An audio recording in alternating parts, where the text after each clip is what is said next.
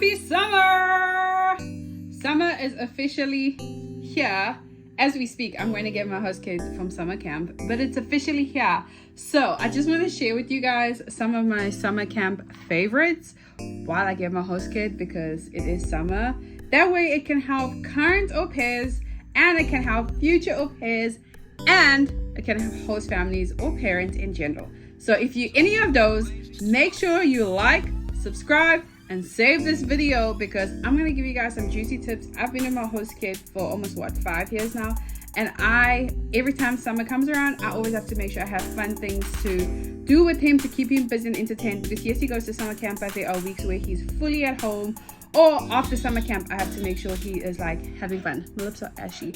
The first activity is like a water sport, or like a water activities. A pool activity is amazing. You can be at the pool for like 3-4 hours with food, take snacks, live your best life at the pool. Listen, I have the AC so loud, sorry, it's like probably in you guys' ear. Live your best life at the pool on blast. And then if you don't have a pool nearby, get a kiddies pool. Ask your host family for a kiddies pool. Get a water slide.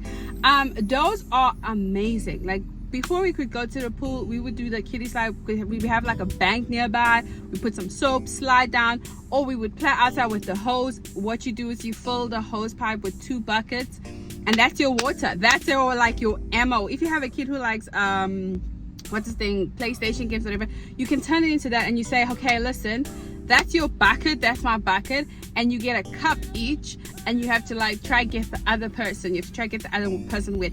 The other thing you could do is you could get 2 buckets, and you can put food coloring. So one bucket will be red coloring, the other bucket will be green coloring, and then you guys have to wear like a white old shirt, or like something white that's old, and then you like throw it at one another. Food coloring, get healthy food coloring just in case your kids are allergic to stuff. And then also like get food coloring that is not like permanent, you can like wash off, because we've played on the driveway with it and we just rinsed it down with the hose and everything is fine, back to normal. Do ask your host families, because we're specifically the food coloring idea. Some people are very finicky at that, but my host mom buys the food coloring. I just tell her to buy it. Guys, my makeup is looking cute today, by the way. But I tell my host families to buy it, and that is a great way to get my host kid busy and out the house for a long time. The next thing, I feel like you guys are probably gonna hear the shh in your ears, is a park scavenger hunt. Me and my host kid actually came up with this during the pandemic, and when I say scavenger hunt, I mean like you come up and you find with Google and all those things, you look for parks in your area, and you see how many parks can you find in your area and how many parks can you go to in your area. Now, I just want to say, because there's some areas in my area where it's not safe to go to, so I always just double check, and I would like question, like, is this area safe, whatever. But my host kid would not know which park we have gone to, and by doing that, we've discovered so many amazing parks. We've found like free activities at these parks. We found like free you can like view animals for free, and scavenger hunt and all these things at like different parks. But we found all these parks because we just went on looking for new parks. Like, we intentionally were like, we're not gonna go to the same park twice that summer, we're just gonna look. And I was surprised at how many parks we found in our area, and just how many parks are there. And so like, go find, we would rate the park, like, oh, this park was fun because of the monkey was this fun park because they had bunnies, and like there's like a whole center, whatever. This park was so much better. So we would do stuff like that. Also wanted to say is, before summer actually started, which I know summer just started right now, you guys can still do it. Sit with your host kids, sit down, get a A3 paper, I think it's an A3 paper, and write down summer activities. Like, get pencils, markers, highlighters, and write down a list of things you guys want to do, so that way you know. So like with us, every day what we do is we say, what are we doing today? And it doesn't have to be the same thing every day. We just have a list. We just have a list of like, let's say 15 things we want to achieve at the end of summer. So to like, my host kid can come to there and say, okay, go to ice cream shop, and then we'll have to like go to ice cream shop, and we take that off the list. Now we also have to do, like, I told him that we can't do treats, like all the treats in 1 week. So what I set is that at least once or twice a week we do a treat item, like a treat item, meaning like once or twice a week we can go for ice cream, once or twice a week we can go for Chick-fil-A. Because if it was up to my host kid, we would go for Chick-fil-A, McDonald's every single day and do all those things. And so like have like a one activity thing and then one treat thing, so that way if today they do a treat and tomorrow they do an activity and the next day they do an outdoor activity and an indoor activity, like that way, you know, there's like different things and they're not getting bored. So let's say today it's McDonald's, tomorrow we're gonna do indoor basketball, indoor in the basement, and then on Friday we're gonna do chalk on the driveway, on Saturday we're gonna go park hunting, because that was like a thing we did. Another thing is cookies. Don't underestimate the power of cookies. It's not just for Christmas. Hold on. Cookies is not just for Christmas. When I tell y'all, like, get out that cookies, there's a lot of recipes online where you could do 3, 4, 5 ingredients, and all you have to do is make the cookies and then make your host kid design them. If your host kid is into baseball, soccer, football, whatever, try get cookie cutters, those shapes. But if you can't, just make the round ones and let them design their own cookies for the day. Like, let them have their own snacks. Yes, the kitchen's gonna be dirty, but it's gonna be worth it, because for like 4 or 5 hours they're gonna be done. And then what I do is I delegate. I say, okay, I'm in charge of washing the dishes, you in charge of packing the food away, the other person's in charge of sweeping the floor, and say like, yo, this is your kitchen, I'm a sous chef, like you in charge, you know, like that whole thing.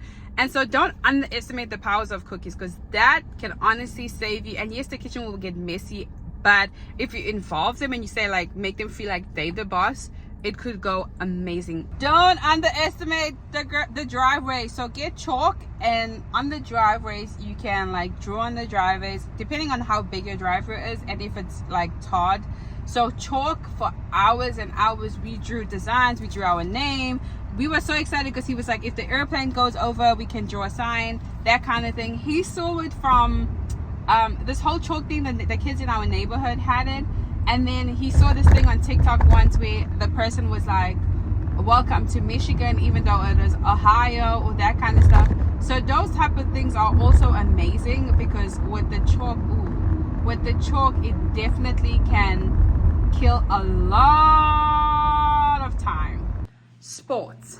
So this is what, 4, 5, 6? Anyway, sports. Me and my host kid actually have a little crate at the back. If you guys saw me wash my car or like clean my car or show y'all a tour of my Aupair car, you guys will see that I always have like a basketball, a little baseball, and then just like a little softball to play with. My host kid right now is into baseball, so we've been playing.